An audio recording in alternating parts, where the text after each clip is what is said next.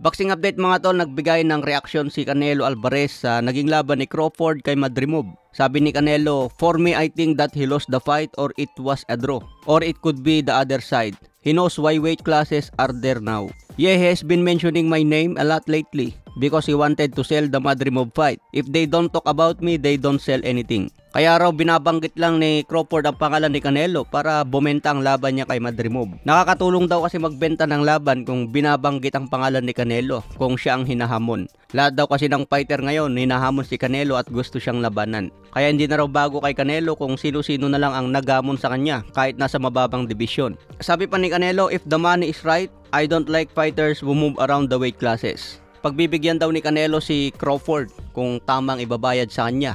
Ayaw daw ni Canelo yung mga fighter na binabaliwala ang weight classes. So base raw sa nakita ni Canelo kay Crawford at Madrimov, pwede itong maging tabla o kaya talo si Crawford. Matatandaan mga tol, pinalagan naman ni Canelo si Jermell Charlo. Galing din yun sa 154 pounds. Undisputed sa 154 at umakyat sa 168. Pero nagpaliwanag dati si Canelo mga tol tungkol dyan. Malaki daw kasi itong si Jermell Charlo. Malaki sa kanyang division na 154 pounds. Kasing laki lang kasi ni Jermell Charlo ang kapatid na si Jermall Charlo. Kaya pinalagan niya ito dahil isang undisputed champion sa 154. Mas malaki pa kay Canelo at malaki din ang katawan.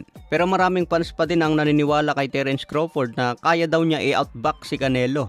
Kaya niya itong talunin sa puntos. Pero maraming analyst na rin ang nagsasabi na base sa huling performance ni Crawford, mukhang mahirapan na ito sa 168 pounds. Kung kay Madrimov na 13 fight pa lang sa professional, medyo nahirapan na si Terence Crawford. Paano pa kaya si Canelo Alvarez na 50 fight na sa matataas na division? Nakalaban pa niya yung mga malalakas. Maliban na lang kung ang estilo ni Crawford katulad kay Dimitri Bivol na suntok ng suntok. Si Crawford kasi mga tol, bihira din sumuntok yan. Counter puncher yan madalas. Sa ibang balita naman, IBF inutusan si Bakram Murtazaliev na depensahan ang kanyang titulo laban sa number 4 challenger na si Tim Tszyu. So binigyan niya po hanggang September 5 na ayusin ang laban. Kung hindi may kasama nga tol, dadaanin na lang ito sa force bid. Kaya abangan natin ang muling pagbabalik ni Tim Tszyu. May kartada si Murtazaliev na 22 wins, 16 KOs, walang talo. Isang Russian fighter ito at may edad na 31. Unang talo ni Tim Tszyu nakuha laban kay Sebastian Fundora.